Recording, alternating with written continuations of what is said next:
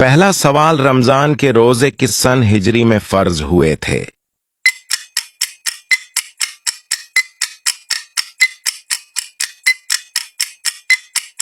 صحیح جواب 2 ہجری۔ دوسرا سوال رمضان کا وہ کون سا عشرہ ہے جسے مغفرت کا عشرہ کہا جاتا ہے؟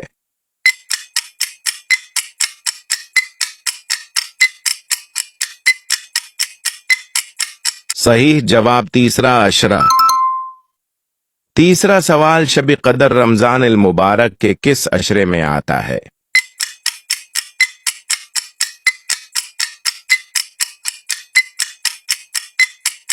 صحیح جواب تیسرے عشرے میں۔ چوتھا سوال مسلمان عید الفطر کی نماز کہاں ادا کرتے ہیں؟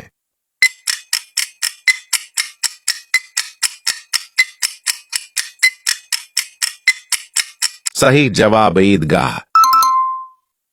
آخری سوال رمضان کے عشرے میں مسلمان کیا خاص عمل کرتا ہے؟